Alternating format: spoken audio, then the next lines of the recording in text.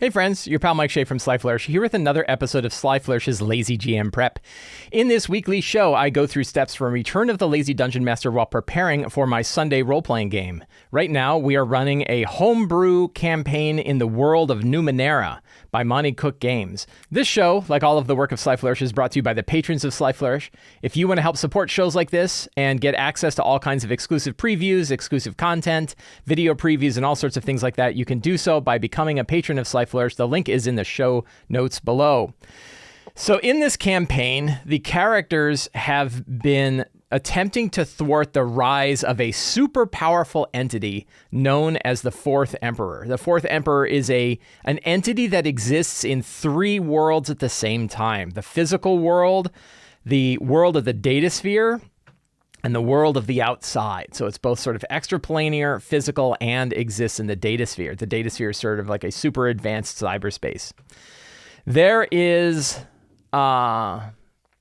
So the characters have been trying to thwart it. We actually had a large jump in the timeline, a 14-month jump forward in the timeline, which progressed all of the activities of the Fourth Emperor forward. The characters have been building a resistance against the Fourth Emperor, since the Fourth Emperor sort of has risen faster than they would have hoped, or at least for some of the characters faster than they would have hoped. It's been really interesting to mess with the time, because we had two characters that didn't have that time jump and then four characters that did.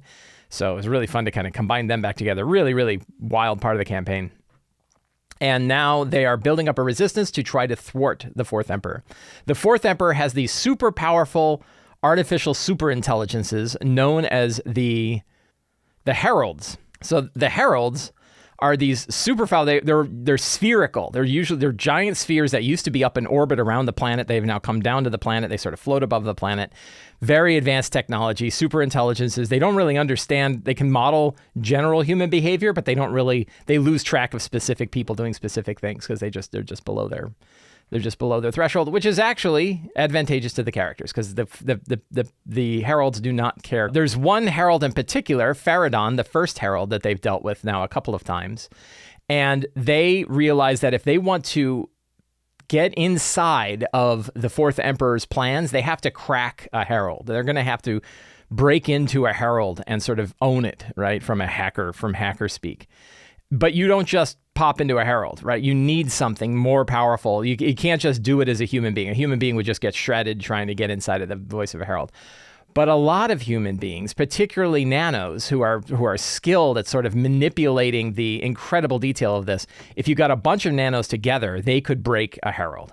So the characters are trying to get a bunch of nanos. Well, luckily, they know about a bunch of nanos who have been captured by the Fourth Emperor, by the Fourth Empire, in a town known as Scarlet Watch. So there is this town called Scarlet Watch. And in Scarlet Watch used to just be like a nice, normal town of people doing town things, like village stuff. They had farms, and they probably did a lot of rice, kind of wetland. I think it's probably going to be kind of wetlandish. And they, just normal town folk doing the business. They had some advanced technology that they had scrounged and used. But what made Scarlet Watch really interesting is the fact that they had a much higher than normal population of nanos.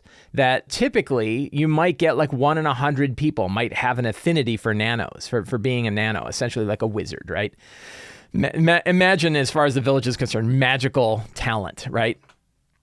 And normally you'd be like 1 in 100 people might have this magical talent. Well, in Scarlet Watch, it was more like 1 in 20, right? It was significant. It wasn't everybody, but it was a lot of people, right? It was a much higher degree of nanos per capita than pretty much anywhere else. They never really paid much attention to it. They used it a lot, right? They used nanos a lot to do stuff and to kind of make their village prosper, but they never really thought about it much, right? And they weren't thought of as witches or anything like that. They were all just people, members of society. But the town had more nanos, and everyone's like, oh, that's curious.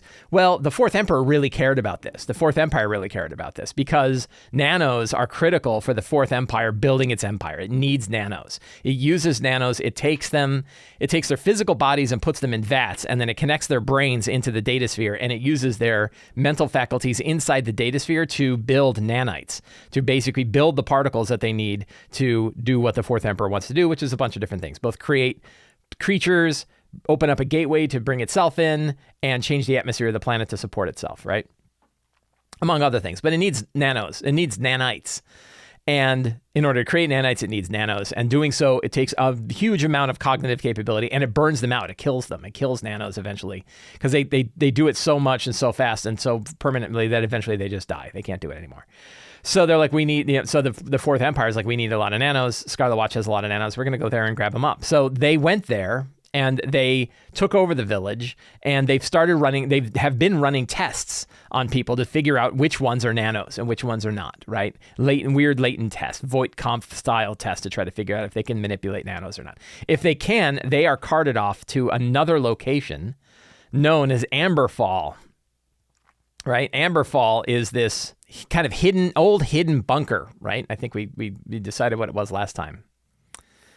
Amberfall is sort of like an old hidden bunker, and they've been putting them there and then hooking them up. See these pylons in the lower left side of the screen? They've been connecting up the nanos that they have into these to then let them start creating nanites. The group that has done this are known as Orgolians. The Orgolians are constructed humanoids that were built by the Fourth Empire. They're actually built using the same nanites that they're creating, that are like soldiers, but they have envoys and they have technicians as well, these Orgolian envoys and Orgolian technicians. So what the whole goal of this one is that the characters have reached Scarlet Watch. This happened in our last session. The characters decided, okay, we're going to go to Scarlet Watch. We're going to go grab ourselves some nanos, right? That's our plan. We're going to rescue them, and then we're going to ask them to join us and use them to crack Faradon. Cool. So last time they went to Scarlet Watch, they dealt with, let's see. So I remember I built like a whole little fun event. They met Navarro and Burnham again. They're old friends. So Navarro and Burnham have gone with them to Scarlet Watch. And they just arrived. They actually received, as part of some of the loot that they got a basically a long rifle that it's sort of like a handheld railgun. And it uses magnetism to fire like a small steel ball at crazy, crazy velocities, half a mile distance, crazy velocities. And they saw that there were these Orgolian scouts kind of watching out of the village and said, we're going to use this thing against one of the Orgolian scouts. And the problem is it's very loud, that when it fires, it creates a sonic boom right on the spot. Very loud. But they had another cipher that could dampen it. Right? It would create silence. So at first they were like, we're going to take a tree and we're going to cut it and bore a hole through a tree and turn it into a giant silencer, a giant suppressor for this huge railgun. And I was like, it's going to be like 30 feet long, right? And then they said, no, I have this thing that silences the area. We'll silence it. We'll fire it. Boom. It'll go through. And the fun little bit of storytelling that I did is I said, okay, this ball, let's start where the ball ended, right? Which is in the mountainside, cracks in the mountain. And let's go back a step. And I had each player describe something that happened as the ball went ripping through the whole village. I said, like, it definitely hit the Orgolian. So that's the one stop. The other stop is it eventually embedded itself into the mountain. But what happened along the way? And it was funny stuff, like there was a guy with a bunch of fish and it like ripped by and like it went by the fish and like ripped the fins like right off of the fish. And he's like, huh?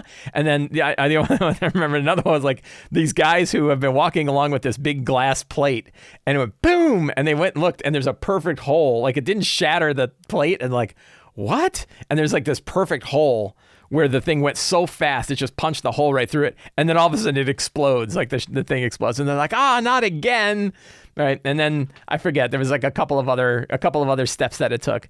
And then it hit had the Orgolian and it just punched a hole right through the Orgolian and the Orgolian didn't even fall. The Orgolian was just still standing there. And at first they thought they missed. And then they get closer and the Orgolian's just dead, sitting there with this perfect, fist-sized hole that went right through him from this super, super fast projectile. So I think they can only fire it like once a day or something. Like it has some limit on the number of times they can fire it. I mean, it's not a limited by day. I think like it breaks if you try to use it too often. So that was really. And now we are beginning our session with the characters heading to Scarlet Watch. Actually heading into the town. So let's go to our campaign thing here. As always, I am using Notion to do my campaign planning. If you want to learn more about the tool that I use to do this campaign planning, there are links down in the show notes below for how to use Notion for this kind of thing. Also a link for the actual notebook that I'm using for Numenera. You can duplicate the template and then use it for your own campaign. I love Notion. There are lots of tools. This one is mine, but it is for me, a very handy tool to do campaign prep. I've been now doing campaign prep for some time. So today is 22 May to Sunday. Cool. So we start off with our 8 steps. We look at the characters. Who are the characters and what's going on with them? So we have Baiko. Baiko is an intuitive jack who rides the lightning. That's played by Pat. I don't know if there's any big hooks that I can draw. I'm trying to think of like what's a cool hook. So he's a jack. You could always have like a family member who showed up here, right? You ever want to tie a character in, have a family member who lives in town, right? That could be kind of interesting.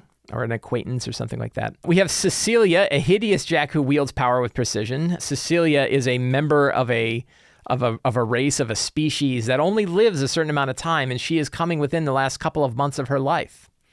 We have Jad the Shade, played by Joe, a meddlesome jack who exists partially out of phase.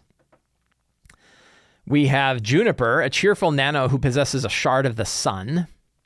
We have Nakia, a beneficent jack who acts without consequences. And we have Samji1138L, a protective glaive who fuses flesh and steel. Jay is unfortunately not able to join us today.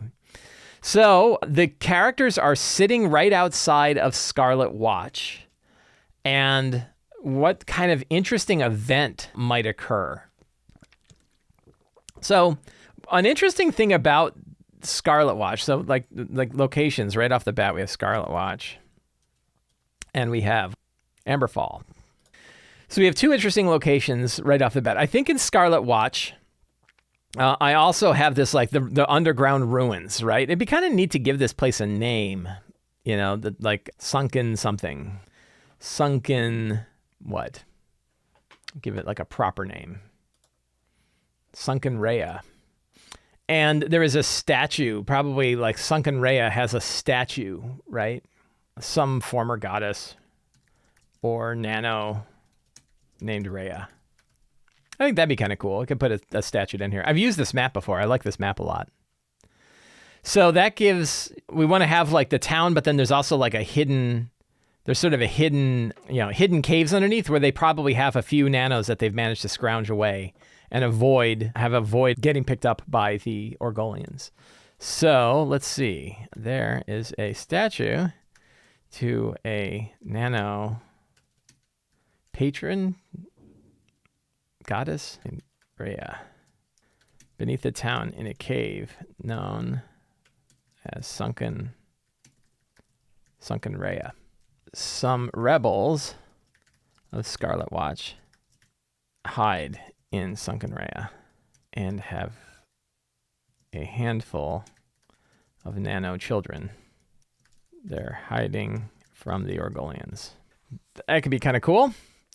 It's not getting me any closer to strong starts. Now, I don't want a strong start that's going to be so big that it ends up taking away a lot of time from the characters actually doing their stuff. So seeing something might be cool. There's the shift, right? So one thing I think is cool is if you look at the picture of Scarlet Watch, actually we have it in the lower left, you see how there's like weird bands where it's almost like rotating sections of it, right? This weird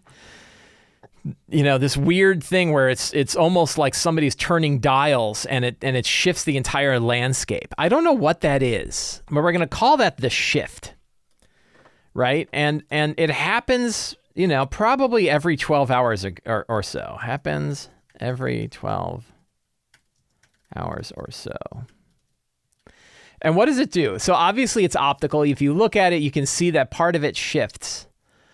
But it might be interesting if something else happened with that. Like what other, if you have this thing where you're like looking at this massive statue that's behind the town, and all of a sudden you see what look like circular bands churning, right? And you can see it where like it shifts and another part shifts up and another part shifts up and then it sort of snaps back together again. What kind of happens? Like maybe there's like a, maybe there's a 30-second or 2-minute sort of weird pull in time. Like it's not long enough to really do anything. It's not long enough to have a long-term effect. But maybe there's like 30 seconds where it's sort of it resets itself, right? Where everything kind of resets. That might be kind of cool. A temporal 30-second temporal shift. And maybe they could kind of use that. If they wait for that time, they could use that to like run from one side of the village to the other and not be seen because it'll reset and then they don't do it. There's just some weird like temporal shift. Anytime you're screwing with time, though, it kind of, there's lots of weird questions. So yeah, the question is, does it affect the players? I think it does. Like, I don't think it affects like the whole village so much. I think it's just sort of like a blip, right? Where like, everybody's just sort of snaps back and like a big sense of deja vu. That's sort of, and everybody just kind of gets used to it. Oh yeah, that's the shift, right? The shift just happened, and or everybody just there's like a little, they can time it, and there's sort of a dinging event, and it's like, okay, everybody just calm down for 30 seconds, right? And for 30 seconds, they don't really do anything, and then bang, it shifts, and then they go, okay, if you do stuff, then it sort of like resets what you did. I think that could be kind of neat. It's just like a 30-second skip back, right? I don't know what you do with that exactly. So, I think seeing that, and something else I want to introduce, so the Orgolian Praetorians shifts 30 seconds, right? So, so I think that can work. So let's see. Valiant Odyssey says, do you ever find that forcing a strong start can be jarring for the players if it doesn't really fit into the game or the plot directly? No. So forcing is a strong word, right? Like it's, I'm starting the game, right? And so the start of the game is a thing happens. I don't think it's exactly forcing. I'm not making, I'm determining that an event occurs. What's the point of adding something like this and then the bleep going into the story again? So you don't know, right? So I don't know what the story is, right? So the question is, if you say it's jarring, if you say it doesn't fit with the game or the plot directly, if you're forcing a plot, now you're forcing something. So what I argue is what I'm doing is throwing an interesting thing out there. Maybe nothing happens, right? Now, when you start with like combat or something like that, again, force is a strong word, right?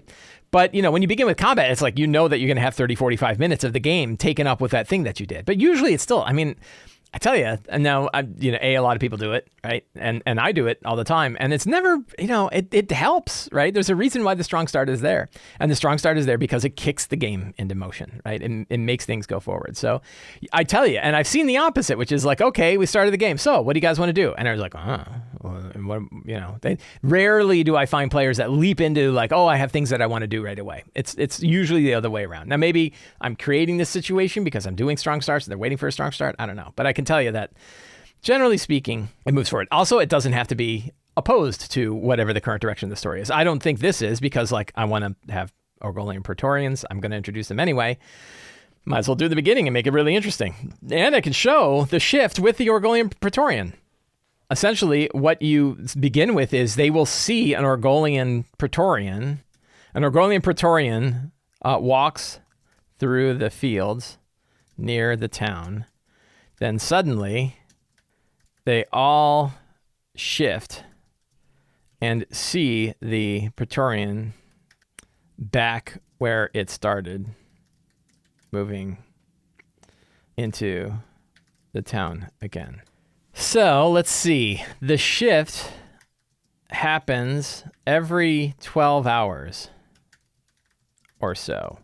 The people of Scarlet Watch typically just get a warning, a bell, and everyone stops what they're doing, and then things jump back 30 seconds, and then they keep doing what they're going to do. The shift feels like extreme deja vu. What causes the shift? No one really knows. Something inside the Scarlet Watcher. Something inside the Scarlet Watcher causes the shift, but no one has found out what, and they worry about screwing around with it too much. So they just let it be. Scarlet Watch has about 5 times as many nanos per capita as any other place in the Steadfast. Lots of secrets. The secrets are easy today. I don't know why. Sometimes secrets are easy. The Orgolians take the nanos they discover to an old... So one thing I want to figure out, because I know I put it in here. I think I put it in last week's notes. Oh, look at this. Juniper's mother is one of the nanos hooked up in Amberfall. That's cool. I'm stealing that secret. An old vault of ancient war machines. I think they were like ancient datasphere war machines, right? Known as Amberfall. I like that. I think last time I was like, why would they have all these big war machines in there? And I think like maybe they have some physical models and stuff like that. But it's actually meant it was a vault. Amberfall was a vault built to construct datasphere war machines for a great war in the datasphere. Probably versus the hex. So I think that will work. 1, 2, 3. So I've got 8 secrets so far. I found such a great secret in the last one. Let's take a look at the secrets. Let's take a look at the secrets that we had last time. Army of Samjis buried out in the world somewhere. They could be activated. Well, I'm not really going to worry about that. Maeve Jacobs, AM Priest, is trying to keep the 4th Emperor at bay. We did that. Maeve has an implant. We did do that one. And we did do that one. Navarre and Burm spent the last few months in the deep to avoid the troubles in Steadfast. Yep. People with Scarlet have strange propensity to nanos. Yep. Something to do with the large transfer. Orgellians took about 24 nanos from the village of Amberfall to Amberfall. They have not been seen since. Yep. 4th Emperor uses nanos for variety purposes. Forge more nanites, which take a tremendous amount of cognitive energy. They need nanos to open the door between the world and the outside, where the 4th Emperor resides. That's a good one. We're going to steal that one. Nanos can forge and create more Orgolians. They manage the tanks where the Orgolians are manufactured. Amberfall is one such forge, an Orgolian forge. Yeah, maybe. Nanos maintain the skybreakers as they convert the atmosphere to methane. Yet Amberfall is used to join multiple nanos together to serve a single purpose. Their neural networks are meshed together, which tends to shatter their individual identities. Maybe. We might hang on to that. That's one that hasn't been exposed, and I don't know if I want it to be true. Dozen Scarlet Watch refugees have escaped and to live in some old tunnels below. This includes the 4 nanos. Yeah, right, bang. Orgolian envoy. We didn't do that one, but I already got that one. Orgolian envoys are working with the town leadership to keep people under control while they remort testify more nanos. Yeah, so it's Orgolian envoys are an important one. So we got that one. So I think we got like our 10 secrets, right? That's pretty straightforward. Scenes. So I don't know what this is sort of that heist model, right? It's reverse Seven Samurai. The town has already been taken over, and the goal, so more so than planning out a scene, is building the situation. So we can have scenes and situation. So we have the Orgolian Praetorian and the shift, right? Cool. We have the Orgolian Praetorian and the shift. And then we have the goal, right? Find out where the Orgolians have taken the nanos of Scarlet Watch, right? That's the goal, right? Is there any other part of that goal? Do they need to make contact with anybody in the town, right? I'm not sure. It certainly would be more interesting if they did. It's probably going to be, I think a thing is that like they think they've got most of them, but they're still testing, right? And they found some other ones. So situation, and I think we covered this a little bit last time. If we go into Scarlet Watch, we have like how many people are where, right? So there are 30 Orgolians in town. One less now. It's about 29 Orgolians. 2 envoys, 2 Myrmidons. I call them Praetorians, but they're Myrmidons.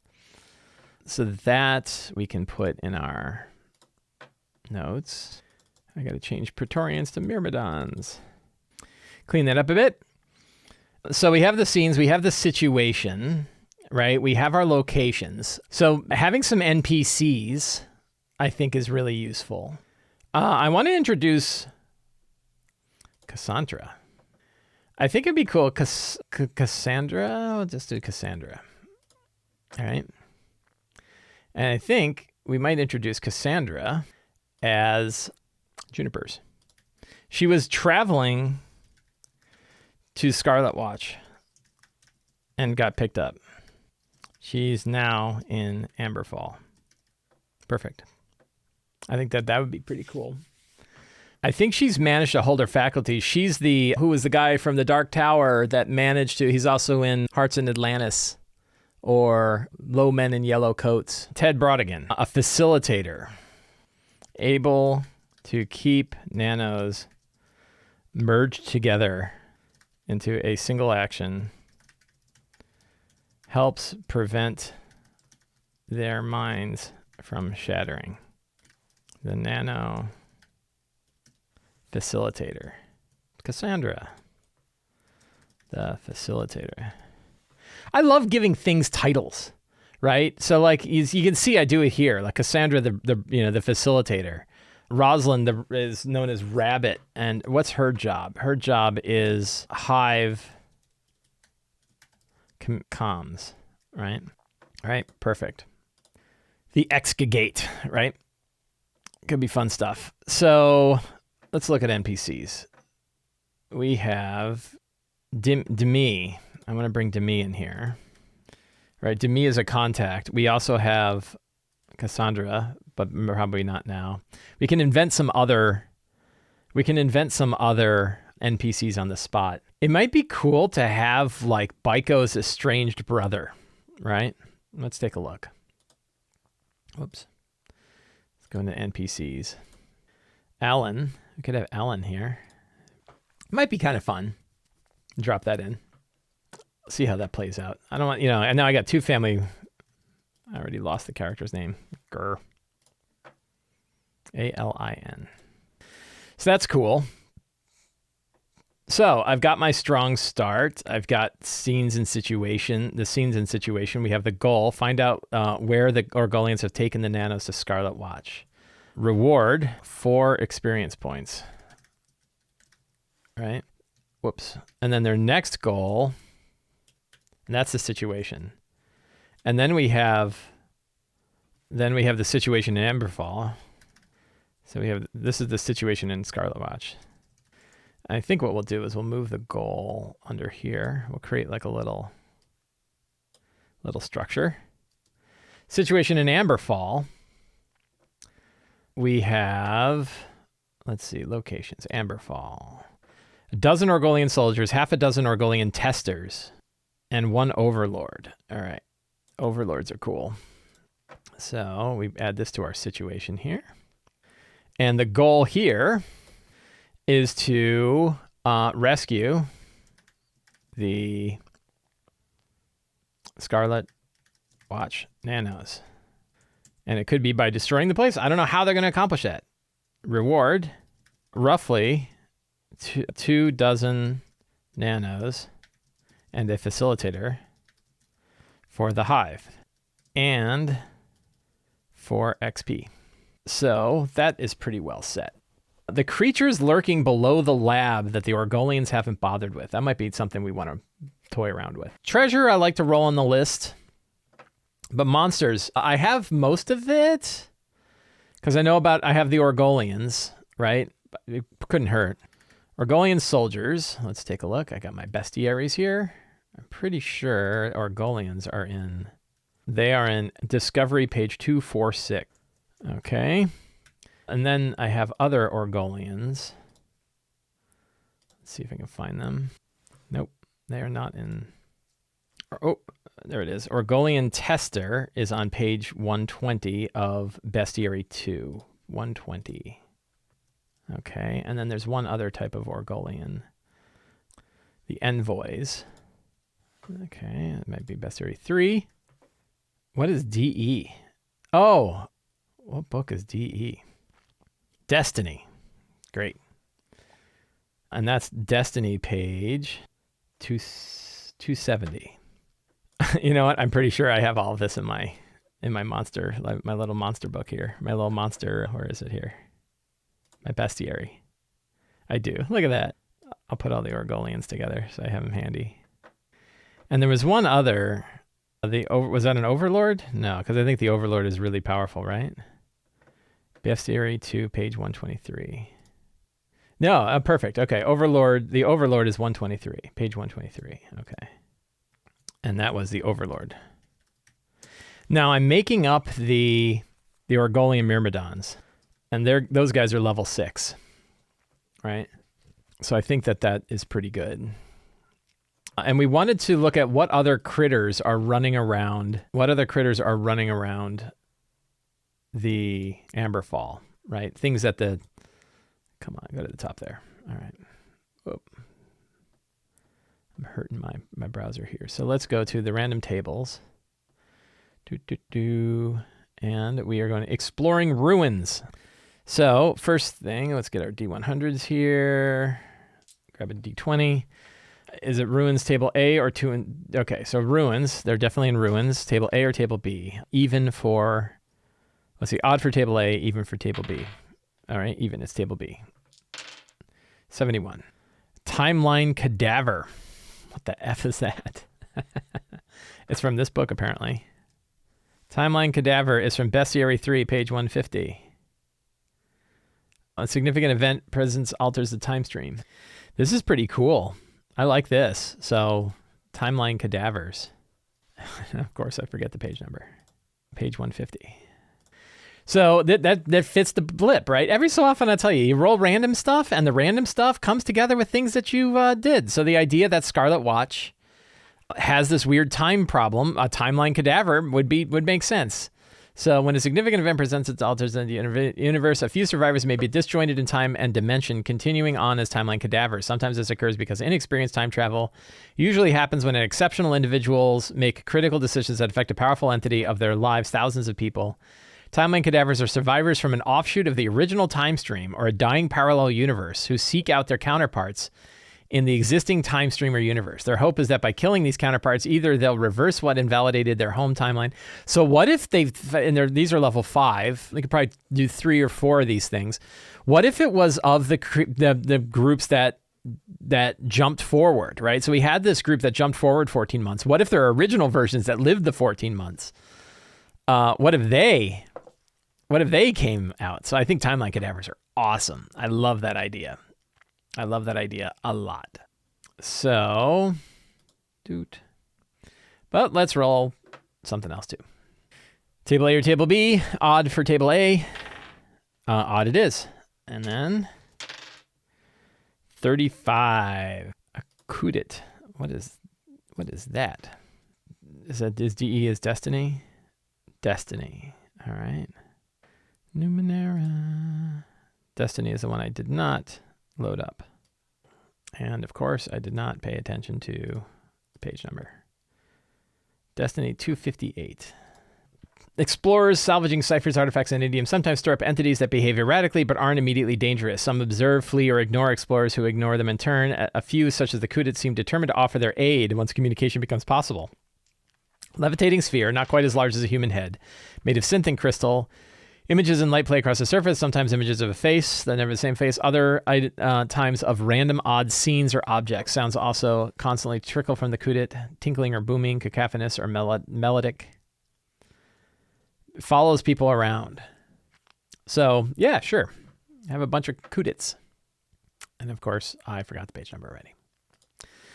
This is Destiny, page 258. Cool.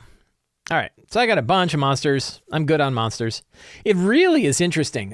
Here's a thought, right? And I think let's take a look, and then I'll have a big thought. Yeah, I got strong start. I feel good about that. I feel good. I got good situations set up. I've got a good pile of secrets and clues. Some really fun, like situation-based adventuring, which is my favorite kind of adventuring. I got some cool, fantastic locations. I'll have to fill it out. I guess Amberfall could be more filled out with detail. I don't know if they're going to get to Amberfall yet. We'll find out. And like what kind of stuff is here in Amberfall. I could really use like, stuff in Amberfall. Like what kinds of things do they find here, right? What are the, so there'd be like relics of a datasphere war, ruined hex monuments, right? They've destroyed some things from the hex. I think that would be pretty cool. Nano connection tubes, the Overlord's communication gateway, which is probably a datasphere node, right? Vertis. As I look at these chambers, like acidic runoff from huge dead batteries. That could be cool, right? It's sort of here in the lower left area. What else? What other things could we fill these chambers with? Statues of datasphere hunters is pretty cool. It'll be grim, but I think a nano, what is it called? Not a cadaver. You have a whole bunch of dead people in a big pile. I forget what it's called. Somebody help me out. It's like when you have a big pit full of dead people. We'll call it a mass grave. It's not a mass grave, though. Charnel pit, right? Some of the nanos didn't make it. They're dead. Any other kind of other fun things to fill this out with? Let's pull up a list. Let's go make a... Patrons of Sly Flourish have access to a couple of books, including Sly Flourish's Uncovered Secrets Volume 1 and Sly Flourish's Uncovered Secrets Volume 2. Uncovered Secrets Volume 1 is basically all the stuff found in the Lazy DM's Companion. Uncovered Secrets Volume 2 is a bunch of stuff similar to what you would find in the Companion that isn't in the Companion, stuff that either came out later or stuff that was cut from the original book. One of those is a science fantasy generator. Science fantasy generator I built specifically for my Numenera game. And I'm going to do some rolling on it right now. So we want to have, let's see, let's get a bunch of 20s here. We're going to do a monument, condition, description, and origin, right? So we roll our dice. We got 14, 20, 1, and 5. So 14 is a furnace. Very cool. 20 is a gravity-defying furnace. Okay. That broken gravity-defying furnace of avian origin. I don't really like that very much. I don't know if I need the origin so much. So gravity defying, let's see. Let's go back to locations. Broken gravity. Furnace for what, right? A nano forge? Like a broken nano forge might be kind of cool. Let's roll again. 26, 15, and 1. 20, a megalith. I've done megaliths before. Let's do a cylinder. We'll just jump up one to cylinder. 6, a thunderous cylinder. 15, cracked thunderous cylinder. A giant cracked thunderous cylinder. That's cool. What was it for? What did this thing do? Why would you have a giant thunderous cracked cylinder that was connected, that's in a vault that holds weapons, a datasphere vault?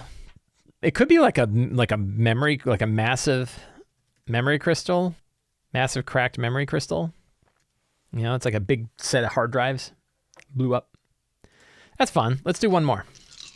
4, 20, 18, and 2. 4 is a floating cube. I like it already. Very Numenera-like. 20 is a gravity-defying. It's already floating. Let's roll that one again. I rolled 20 again. Oh my God, I rolled 20 3 times on the same die. That's like 1 in 40 chance. Now I rolled a 19. A transparent floating cube.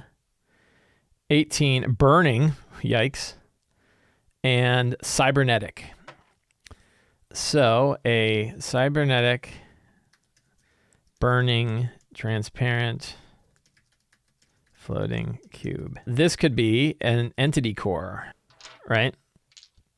Transparent floating cubes can make for a very interesting jump puzzle. It could. It might also be a roleplay opportunity. So what if there's an entity, what if they had an AI here, right? That's in this floating cube. That's where the AI was stored. And we'll make a new NPC for this. The shattered AI, right? And we'll give it a name. My list thing here, I threw a bunch of names in the bottom. I think I've done Ares before. Cosmo, Osric, Janus. Janus is cool, right? Isn't Janus the two-faced Greek god? Right? So that might be fun. Janus, the shattered AI core of Amberfall. Let's pop open Voices from the Datasphere. And let's see if we can find a picture of what Janus looks like. Just looking for a cool picture. of an entity. Very old, right? Thousands of years old. Maybe it even like has some memories of the hive. That's kind of cool. Yeah. A weird starscape, maybe. Some great pictures in here. We'll go with that starscape because it's all shattered. This is a map, but it can serve as a face too. Shattered AI core of Amberfall. Cool. All right. There we go. All right. So I think we have hit the time. So I think we are all set. I will take a few minutes because I was going to do a thought. And the thought has to do with how easy it is to build a monster in Numenera. This idea that like you pick a number. So I'm coming up with the Orgolian Myrmidons. And all I did was say they're level 6. There's no stat block anywhere in any book. I don't need a stat block. And I can build it all from that. And there's an interesting connection to D&D. I was talking to a friend of mine on Friday about monsters in the Monster Manual. We're going to be talking about this in the show too. Monsters in the Monster Manual compared to like how MCDM is going to be doing their monsters for Flea Mortals. And his point was like the goblins in Free Mortals are far more interesting than the goblins in the Monster Manual, which mechanically is true, right? If you look at the goblins that are in Flea Mortals, they're definitely more. They definitely mechanically have more going on than the goblins do in the Monster Manual. And that's generally seen as that it's better, right? And he said like all the goblins have is a short sword attack. And I was like, there's an infinite number of short swords, right? An infinite variety of short swords. We can call those short swords anything we want, right? They could be the bone of a crocodile, right? The jawbone of a crocodile, right? With like weird hair stuck into teeth. They could be like a carved piece of wood with runes in it. They could be all kinds of things, right? So if you think about like Gamma World in 4th edition, Gamma World in 4th edition had 4 weapon types: a heavy weapon, heavy 2-hander, light 2-hander, heavy 1-hander, light 1-hander, something like that, right? It had very few weapon types, and you had to describe what they were. And we can do the same thing with monsters, right? You don't have to have, like, you have an infinite number of customizable goblins that just use the goblin stat block from the Monster Manual. I think it takes playing a game like Numenera to really understand that, because like you go like level 6, a level 6 Orgolian Myrmidon, how do I even describe that? Well, you get to make it up, right? You get to stretch and be like, what is it? And I'm like, it's a giant cybernetic gorilla, right? So from giant cybernetic gorilla, I can go with a lot of different things. But it's really interesting that you get to decide all this stuff, that the human brain of a dungeon master is like super, super powerful and useful. And the idea that it has to stay with mechanics, I think is not, correct. I think we can flavor things so many different ways. It's a different style. Some people like the crunchy mechanics, and I'm not against it, right? Like I'm certainly going to be using MCDM monsters when I'm excited for Flea Mortals. But you're not stuck to what it says on the page. If it says short sword, you can make that whatever you want, right? You don't even have to stick with a short sword. But there's also a ton of different kinds of short swords. Flavor can make every single monster unique. If a monster feels boring to you, you get to fix it. And you get to fix it in flavor, right? Not everything needs to be tied to mechanics. We're going to talk more about that on the show today. But I think it takes the idea of like seeing a game where the monsters are literally just a single number, a single digit number, and then turning that into something that's evocative and rich and cool and narratively interesting. I think like a game like Numenera can really change your brain's behavior when it comes to stuff like that, right? It means, because you have to have flavor. There's no way you can make it interesting if you don't give it flavor. So when you have a game that's that abstract, then you can take that abstraction and you can wrap it to everything. That's where like reskinning monsters comes in. There's like 4 different kinds of ogres, right? But like, did I really need 4 new stat blocks for ogres? No, I can say that they can throw rocks or that they have a catapult on their back, right?